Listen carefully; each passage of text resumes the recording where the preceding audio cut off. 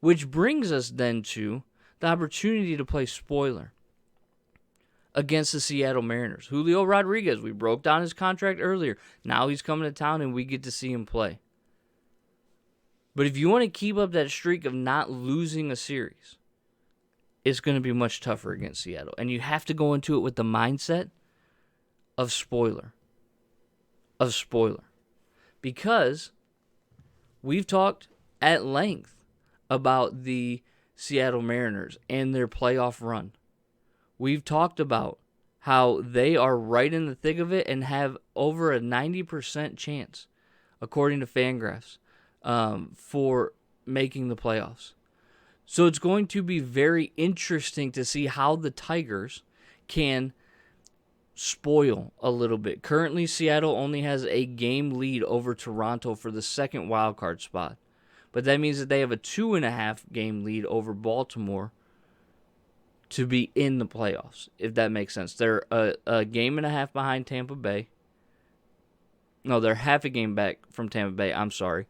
And they have a game up on Toronto, but they have a 2.5 game lead on Baltimore. So they're sitting pretty as far as the postseason race looks.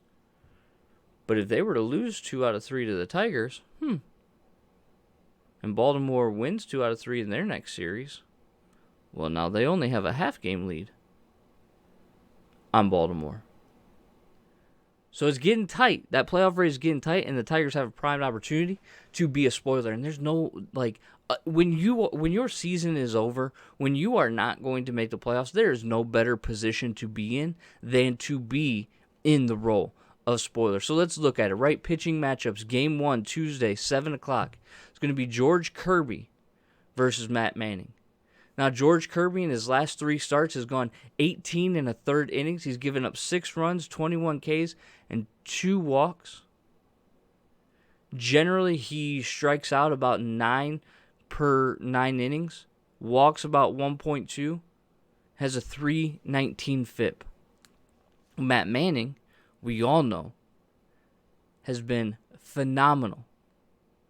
In his last 2 starts, he's given up 1 earned run in 13 innings.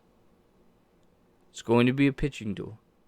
Runs are going to be hard to come by. You're going to notice that when we talk through this preview. It's going to be very important that they push runs across the plate. Game 1, Tuesday, is going to be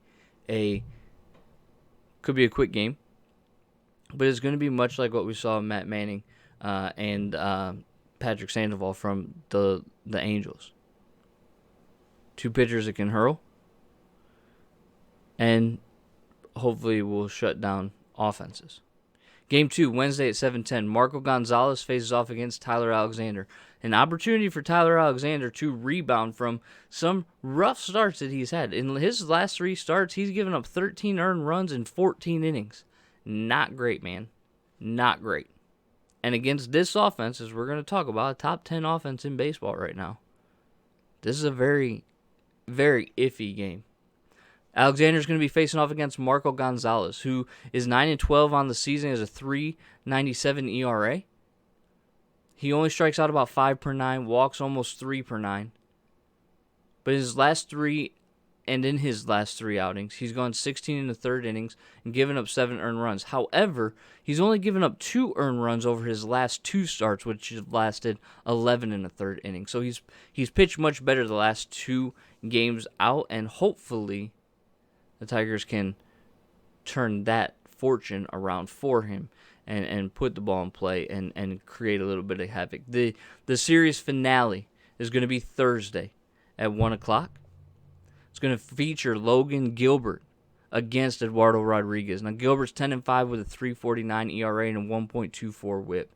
In his last 3 starts, he's 17 in the third innings, 7 earned runs, and 11 Ks to go against 4 walks.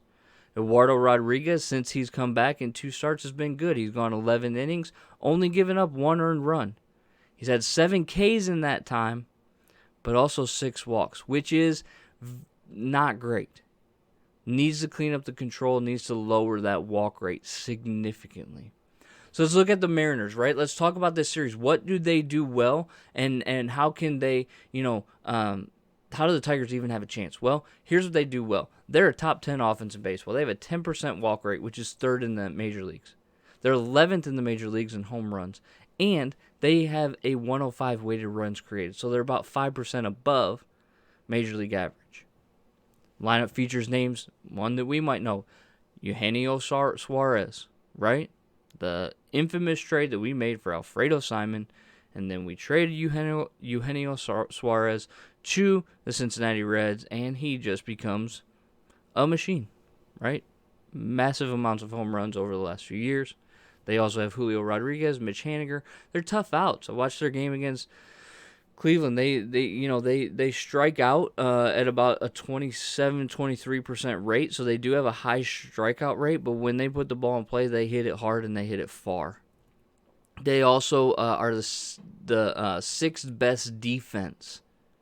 41 defensive runs saved, 10 outs above average, which is 8th in the major leagues. And they have the 11th best bullpen. You get in the back end of that bullpen, and it is not pretty.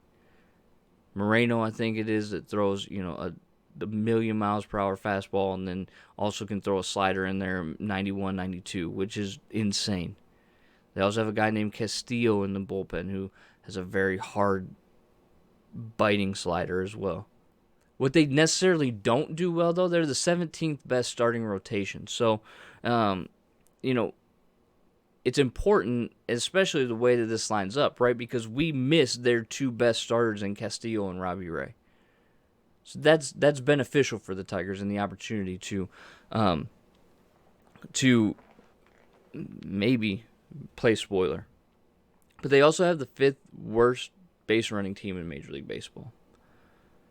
So the question is, do we have any chance? Well, the only chance that you have is to play clean baseball. You have to convert batted balls to outs and not give up home runs. You can't do what you did in the late innings against the Rangers and expect to win this. Saturday night, I watched their game against Cleveland. Seattle only scored on 3 solo home runs. And it ended up losing the game. They could not get to Zach Plesac, who we know we've gotten to this year. He's pitched a lot better than his record obviously would indicate, but he had shut them down quite well. If you want to win this series, you have to manufacture runs. You got to find ways to push runs across the plate, even if they aren't necessarily the analytical way to do it, right? If you need to bunt a guy to manufacture a run in a very close game, then you might have to do that. I understand the percentages. I understand the odds. I know that it's better to have a guy on second base with no outs than it is to have a guy on third base with 1 out.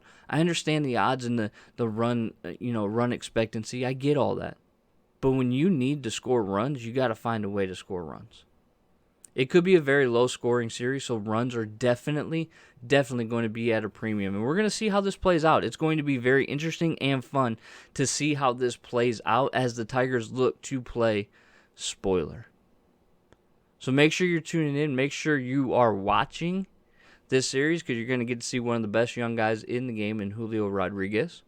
You get to see an old friend in Eugenio Suarez. And hopefully you get to see the Tigers play a little bit of spoilers.